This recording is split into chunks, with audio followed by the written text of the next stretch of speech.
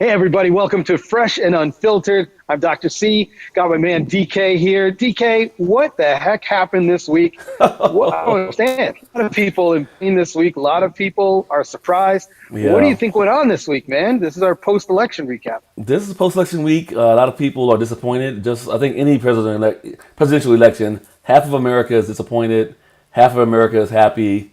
All of America is hoping the best for this country, and I think that's no different this time, except that maybe along certain demographic lines, you can predict the way that people are feeling. Yeah, I think so. I think if you are on one side, you're going to feel that you were robbed, that you feel like life is basically unfair at this point. There was a clip of videos of women. I haven't seen, oh, yeah, there was a guy in the video too. But there was a video, I don't know if you saw it, of just people crying, screaming, and then crying. It was almost traumatizing to watch. But they were upset with the results of the election. And then you have other people who are definitely happy about what the next 4 years for them could look like, or what they think the next 4 years will look like for them. I think there are a lot of concerned people right now. Yeah, and let's talk about why people are concerned. There's just 2 points of view. Yeah. One, Kamala ran a good race. I think she was a good candidate. Mhm. But to his credit, Donald Trump won. Why are people concerned about him being president? What is it about him? It's obvious. I mean, some of the things are obvious. But what are the things about him that have people thinking, some people, maybe a little bit less than half the country, thinking he is not the right candidate for president or he's not the right president elect? Well, let's look at some of those things. I know that if I tried to list them, I wouldn't even get them all. But just from the outset, he's got a mercurial personality. This is a guy where you don't know what he's going to think of next, what he's going to say next. You're not sure how he's going to react. It's been rumored that he makes decisions based on what the last person he spoke to suggests to him. So that in itself is problematic.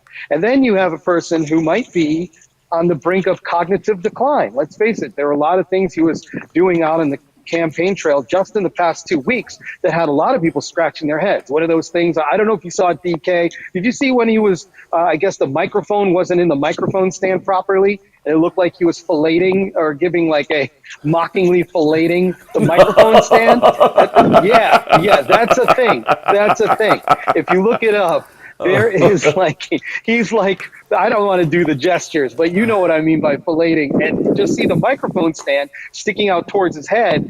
And it's just like, man, can you imagine if Kamala Harris had done that? If Biden had done that, if Barack Obama had done that, like that in itself might have been disqualifying. I want to take things back just a little bit. Do you remember when the Democratic National Committee Chair Howard Dean gave the scream on the campaign trail, and he was talking about all the states that they were going to win, and he finished up his very energetic proclamation of like, yeah. Do you remember that? Do you remember when he did that? I forgot what year it was, but Howard Dean, this is, I believe he was from Vermont. He was the Democratic Committee Chair. Anyway, he was ripping through all the states that Democrats were going to win, and or that he was going to win in the primary. And then he goes, yeah. Anyway, right after that scream, just that scream disqualified him. I think he was in a primary. After that, people thought he was nuts, and he lost a lot of votes. That's just from a scream. Now, here we are in 2024. Oh, sorry. You've got a guy talking rivals. You have him talking about taking out media. You have him mockingly filleting a microphone. You have him dancing on stage for more than a half an hour, just playing music like Ave Maria. Did you see that clip where he's playing Ave Maria? He has his campaign staffers play Ave Maria during like an interregnum or a break Yeah, while he's on yeah, stage, and he's just standing there doing that yeah. Trump-like dance for like more than a half an hour, not You, talking about policy, not talking about how people, how he's going to tackle rising costs or inflation or anything like that. He's just dancing for, I think, yeah. about almost 40 minutes But on stage. is Any one he? of those things would My, have my been question, disqualifying to a candidate. my question for you though, is he a Yeah, moron or a genius? Because he won. So the things he he's did. done, dancing on the stage, joking with the microphone, being kind of obnoxious, he's won. Well, Whatever he's been doing, it works, or works enough for him to not only win the Republican nomination, but to win the presidency. against what I would like to say is a very qualified candidate in Kamala Harris. One of the things that we know as communicators is knowing our audience and making sure that we hone in on who our audience is and how we can best appeal to them. This is a speech, an effective speech delivering technique. This is a great host or presenters or reporters technique. This is just a great orator's technique. Who are you speaking to, and how do you best appeal to them? And I think that's what Trump tapped into. The thing for him is it's almost pretty easy. And I'm going to get a little bit deep here, DK, because I think it comes down to white nationalism. I know I said it, but that's what I think it Ooh, comes down to is that wow. because he's a white guy, because the U.S. has been founded on a lot of racist principles and ideologies, xenophobia, he could do pretty much anything and still get elected. Remember, he even said it himself. Trump said, I could walk down Fifth Avenue and shoot someone and I would still get elected. He didn't do that. Instead, he was shot at apparently a couple of times. But he did almost any other thing that would have been disqualifying for other candidates. And look, he won. He actually increased his participation or his support from the last time he won. So, I mean, and he did a lot of silly things. He lost his place. He meandered talking about Hannibal Lecter and being electrocuted and sharks, like I said, dancing on stage, mockingly filleting microphones.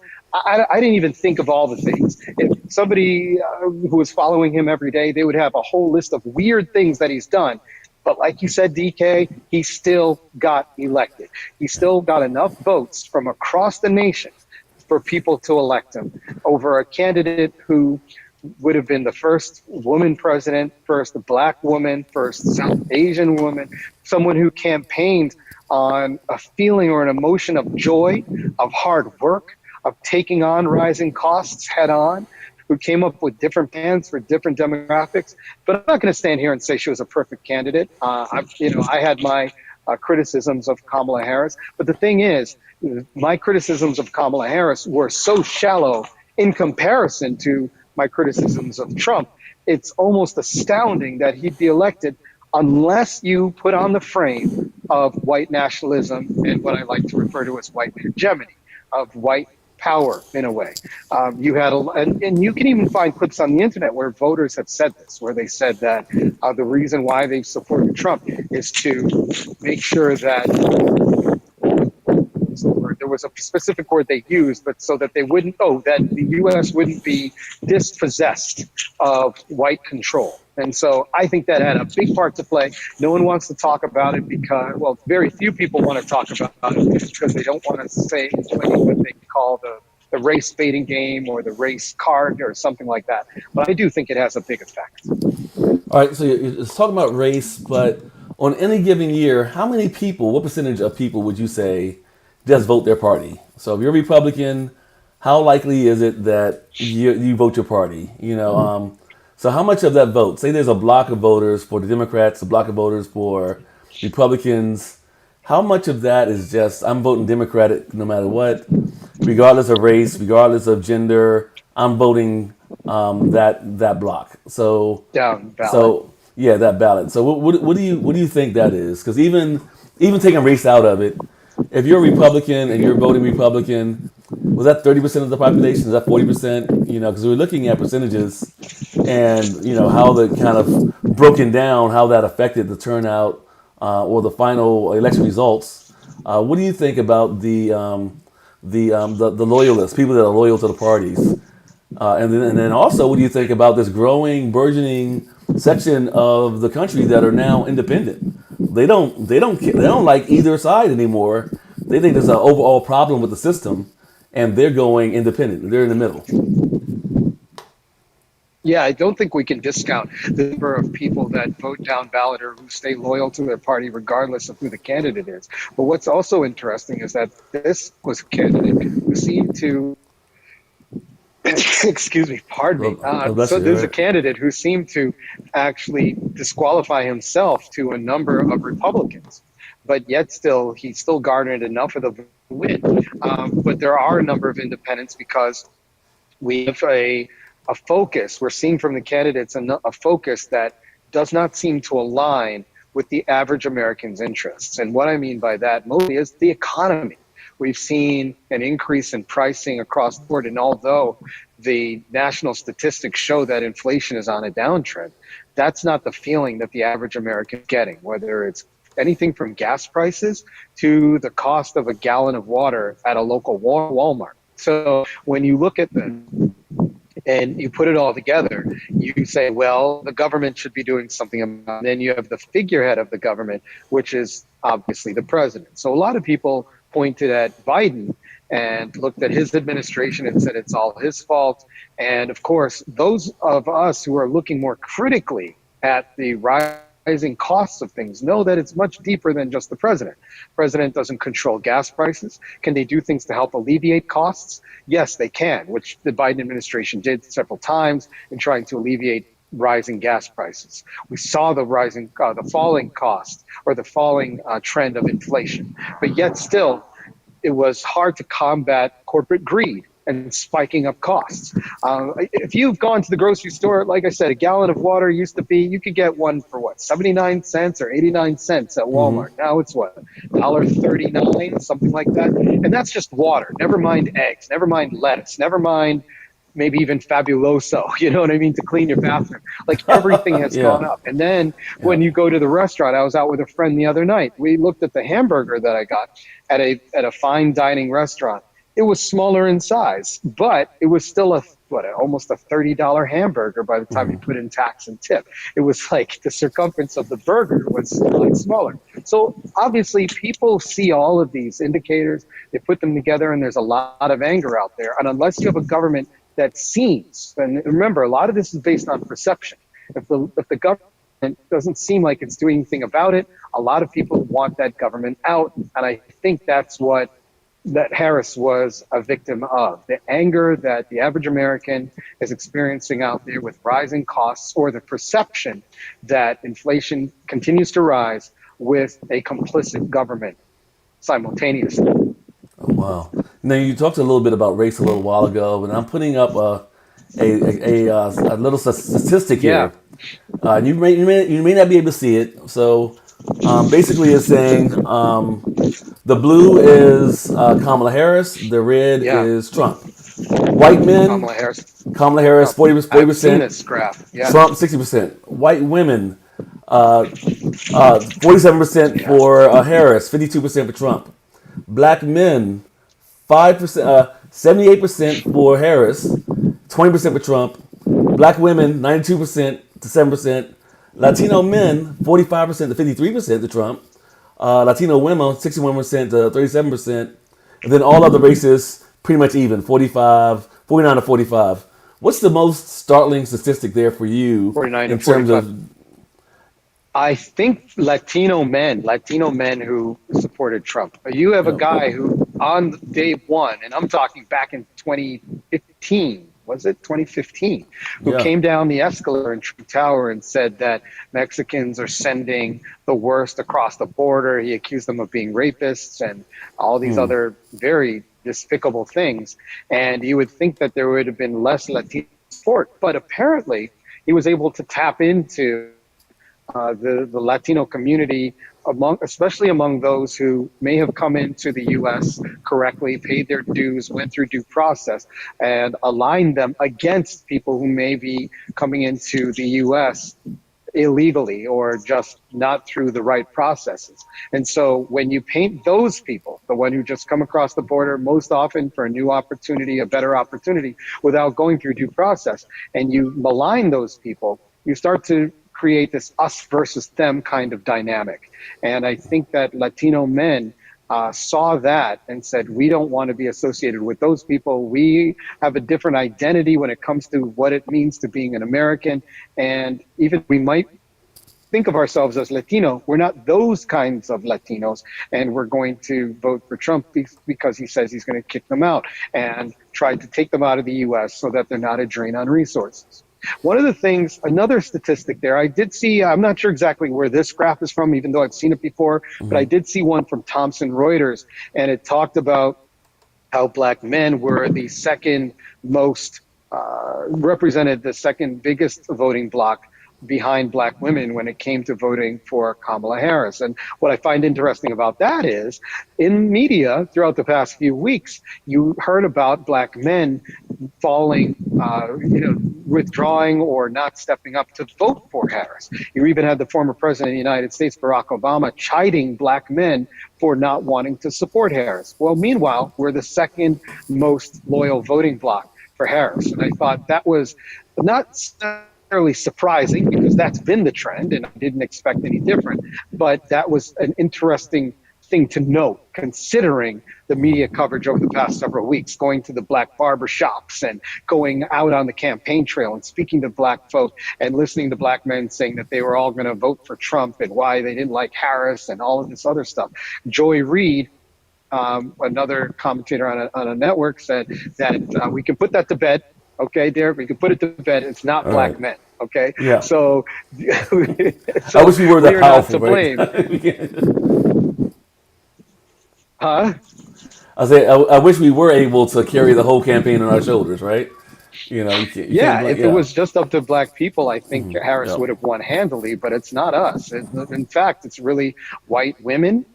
You have a large sector of white men. We can't discount that. And of course, the growing number of Latinos who seem to want to identify with a side that may not necessarily be in their best interests. So that's what's interesting. And so, what I kind of think of sometimes is that when America starts to get out of hand, it's usually black Americans who try to reel it back in and try to Right. face the country and try to bring it to account for what it's really supposed to stand for. Think about just how our country was founded. We celebrate Independence Day on July 4th, right? Well, black Americans are the ones who said, well, was everyone truly independent if this was a nation where every man and woman is supposed to be independent and free?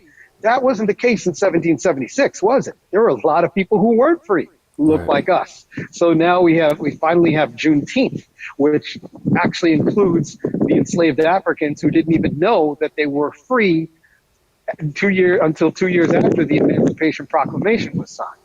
And so that's when black Americans are like, okay, America, you say that people were free, but let's remind you, not everyone. You say everyone can vote, but we have to have a voters' rights act. We have to enact. We say we're supposed to be equal, and everyone is entitled to education. But nope, we've got to march. And we have to fight to make sure that everyone has equal access to education. Every time that America falls short of its aspirations, I feel like Black America has to come to the rescue. This time, I don't want to say Black America fell short. I don't want to say that. But if say Harris was the overall the better choice for America, we'll know in 4 years. They weren't able to carry that. They weren't able to carry the full weight on their backs. Okay, like they were expected to when America was being built on the backs of enslaved Africans. But there you have it. Okay, Wow. so I think I think there are a lot of issues there when it comes to support for Harris and who didn't support her. You have like I said, white men largely didn't support her. White women who seemingly still wanted to vote for Trump, despite a lot of the things that he's done and said that would fall along misogynist lines, and quite frankly, many just describe them as misogynist. So No, that made it been well, pretty surprising. Not just and I Latino don't men, want but maybe to. white women as well. I think we need to qualify that too, though, because I think when they were doing the coverage of the election, they were sharing that the rates among white women supporting Harris were higher among educated white women, and of course higher among educated white men. What does education have to do? We talked about a bit about race, but what does education have to do when it comes to voting for the president, especially in this election? And why is Trump, I guess, more popular among people that are less educated? That's an almost loaded question. Yeah, and you know what that reminds me of too, Derek, is that when that clip when he said, "I love the poorly educated." Do you remember that clip? Again, I Oh don't yeah, remember the specific date, yeah. but during his first, during when he was president the last time, or the time he was campaigning back in 2016, he said, "I love the poorly educated." Why is that? Well, we know that typically people who are less educated can be more easily controlled. They're usually I don't want to say their aspirations, but the way they decide things is a bit simpler than people who are educated, who might have more critical thinking skills, who look at things in very nuanced and more complex layers. And I think that sometimes even that it can be problematic. Remember just a few seconds ago you talked about possibly the genius, so to speak, of Trump? Well, that could be part of it, is that he knew how to speak very simply to those who may not have been that educated. If you listen to the way he speaks, it's very simple. He tries not to use words that are more than two syllables. He sometimes repeats the same word. If you listen to even his victory speech, he talked about how he was going to make America very special, and he used that word several times. Special. We're going to make it special. No specifics there. No other word other than special. Really, he just said he's going to make it special. Now you compare that to say Obama, for example. This might be an extreme, but Obama, who typically came across as professorial, you might have had to use a dictionary every once in a while when he spoke. The average American may not have time for that, nor do they want to sometimes. Do they have the desire to look up words or learn new words or find the time to expand their vocabulary when they just want a simple message out of their leaders? And I think that's something that Trump definitely tapped into. When you're speaking to a person who's not as educated, they're not using all the different layers of what can be an answer to a problem. Why are gas prices higher? Well, to a person who's not educated, well, the president's not doing enough. I think there's some dynamic out there that's making gas prices higher, and the president's not doing anything about it. It's the president's fault. Meanwhile, you have those who say, well, you've got OPEC is an issue when it comes to rising gas prices. You have availability. You have the supply chain of trying to refine crude oil. Do we have the refineries to push out the supply after we rake in the crude oil? There are lots of factors that go into rising gas prices, but that's just one issue. When it comes to the issue of abortion, if you're a Christian and you believe devoutly in that, it's either you believe in abortion or you don't. Somebody with more critical thinking, who desires to have more critical thinking, says, well, how about those who might be victims of rape? How about those where it mitigates the life of the mother? How about when there are birthing complications? How about those issues? Those are people who think a little bit more critically over the issue of abortion. When it comes to the economy, why are prices rising? Some people are saying, hey, we don't know, we don't care. We just know prices are rising. It costs me more for my groceries. President, you should fix it. Not, well, maybe this is corporate greed. If a lot of us had more critical thinking skills, we'd realize that this fight isn't really over Democrat, Republican, that's really just they're names of parties that make us adversarial towards each other, rather than thinking that a lot of this is a result of greed from billionaires who are almost manipulating many of us like puppets, right? And using various items or merchandise or things, so to speak, as pawns in a game to make us adversarial towards each other.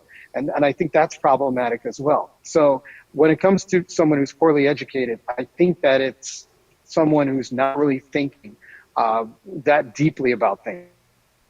And I know I might get slammed for this, but at the same time, there is some evidence to support that those who don't have higher degrees of education don't critically think as much as people who do. Yeah, and I want to say that I don't quite agree with that. I guess when you break things down by formal education, whereas many people without advanced degrees can be some of the wisest people in our nation and contribute the most to our nation. So this is one of those times where we agree to disagree, but you may look at it from demographics. It's more likely that someone with higher education lives in an urban area, and those urban areas tend to skew towards Democrats. And by virtue of that, I think it's kind of a something different at play other than necessarily the intellect involved in the voters. Although some voters are fairly simple. I'm voting Democrat, I'm voting Republican, or I'm voting for the man, I'm voting for the woman, or the black guy, or the white guy, or whomever. It's challenging. But what do you think about the looking back at voting for the man or the woman? How much did gender play a role in this for candidate Harris versus President-elect Trump? Well, again, this is another case where you look at past being prologue and you look at the number of times we've elected women to the presidency, and that is a big zero, right? Zero, So yeah. when you look at the hill that Harris was facing, it was a very steep hill. You had those who already had their misgivings when Clinton ran. And if we remember back in the day, there was Geraldine Ferraro who came up short. We had others like Shirley Chisholm, for example, who ran, I believe, in was it the late 70s, who, of course, came up short. So then I'm sure there's some other women that I'm also forgetting. I know that, and I'm talking about women who got to the finish line. Actually, Chisholm, I don't think got to the finish line, but there are other women such as uh, Klobuchar, Amy Klobuchar, there was Elizabeth Warren, there were a cadre of women who aspired to be president who didn't even make it past the primary. And so I think there was already that. I think you have guys out there who do not want to be led by a woman. So there is just that. And I don't want to say that it's misogyny, so to speak. I believe Right. that Yeah. misogyny is defined as hatred towards women. Mm-hmm. So I don't think that we can Yeah. just chalk it up to that. Again, there's that binary where if you're not looking at different layers, you're like, oh, they hate women.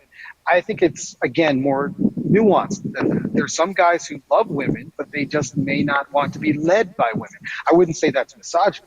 But then, yes, there is misogyny out there. There are some guys who really don't like women, who just don't want to see women in any kind of powerful position, and so they vote against it. So I do think that was a big part. And again, yes, do I think race was a part of it? Of course it was. Look at just the fact that it came up during the race, so to speak, for lack of a better term, when you had Trump doing an NAB, National Association of Black Journalists interview, who said that Harris just turned black all of a sudden. That would, to me, almost be disqualifying for a presidential candidate to say that somebody's just turning black, like it's a an identity that you can just turn on and off on any given day. But here we are. And so that to me was an issue. Of course, there was question about her identity as being South Asian as well. So race definitely an issue, but being a woman, I think, was a a big block or a challenge for her to begin with. Never mind just putting a campaign together seemingly on the fly and only having less than 4 months to get it all together against someone who has been putting out anti-democratic messaging for the past, well, I was going to say 4 years, but really 8 if you include his time he was running for president, right? And the time that Biden has been in office. It's been since 2015.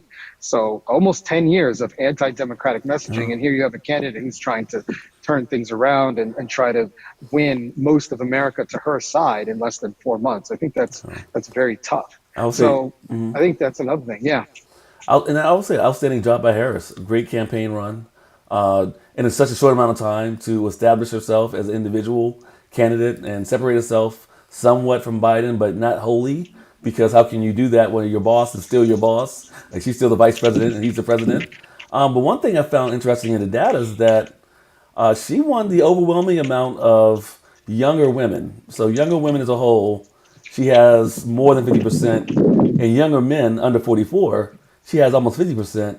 So from if you look at the younger generation, she did really well. Now granted, among 45 and older, that's where we see the big jump, where more men and maybe a lot more men voted for Trump. So I feel this malaise that came over people the day after the election, and a lot of it was sadness because they believe in their hearts that candidate Harris was the superior candidate. In a lot of ways, in public service, she probably is the superior candidate in a lot of ways. She doesn't have a criminal record. She's not under Listen, investigation, man, So criminal record, somebody who talked about violating women, someone yeah, who has been impeached a couple times, someone who gave tax breaks for to billionaires while regular Americans are still suffering.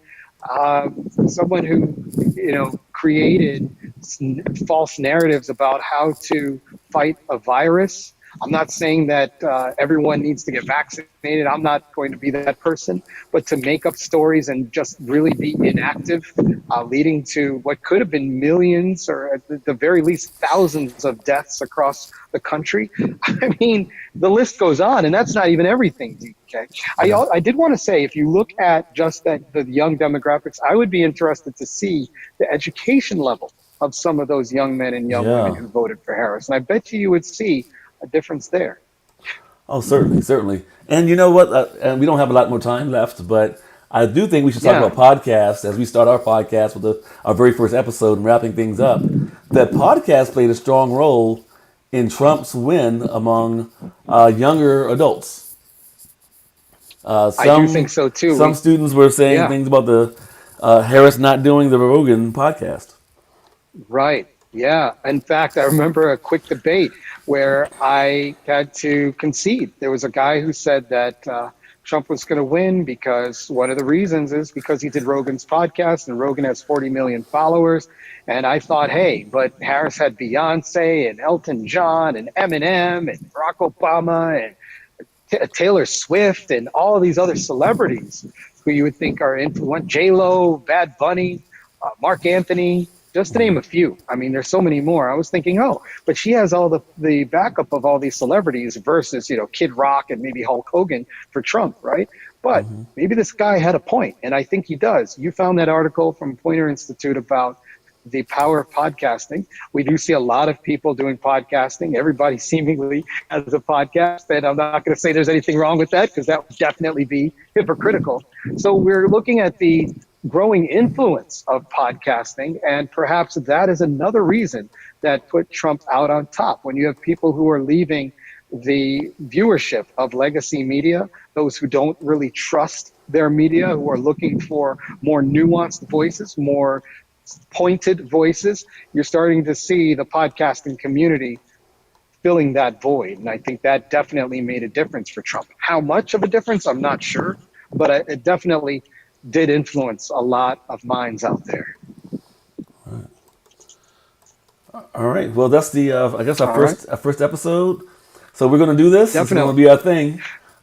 Yeah. Thanks for All watching right. Fresh and Unfiltered, everyone. We'll catch you in our next episode. All Right, right. DK? That's right. All That's right. right. See you Peace guys out. soon. All All right. right. Deuces.